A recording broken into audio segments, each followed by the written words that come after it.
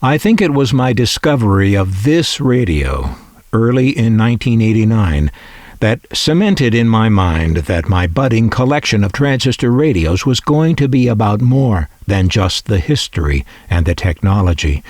Clearly, these things were also art.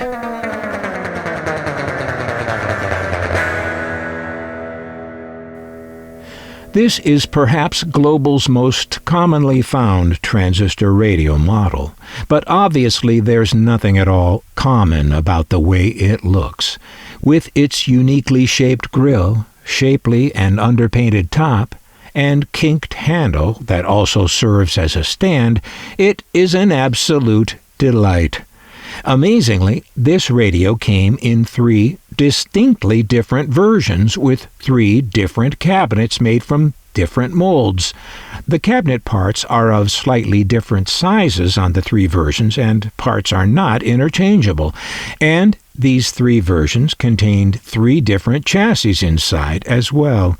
This book goes all into these different versions, and even shows a version of this radio with the Zephyr name on it, and an easel stand on the back. I got this one with a group of a dozen or so just like it. I bought them out of the trunk of someone's car, and was told they came from a warehouse, from clearing out a warehouse. What warehouse they couldn't or wouldn't say. All the radios in that group were new with their boxes, but had a slightly used vibe about them. A little wear on the box, a scuff or 2 on the radio. This one has wear on the handle mounts and at the coin slot.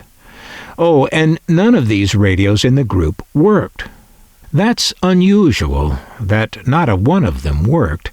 So I figured they were all customer returns, and rather than being repaired or sent back to the factory in Japan, they were just stored somewhere and forgotten.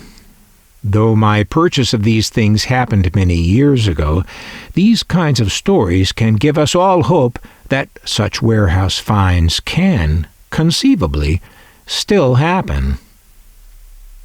This isn't the most deluxe box ever to come out of Japan, but it's not bad. It opens in a backwards sort of way, but I think this is so it will look right when folded around and set up for display. I'm not going to fold it up like that, and I'm sorry if that disappoints, but a thing in this condition needs to stay in this condition if I can help it. The instructions are as plain and simple as can be. Just a little folder with a teeny-tiny schematic diagram on the back, and an even teenier tiny parts list. A magnifying glass would help, but I think you'd really need a microscope. 6 transistors made in Japan.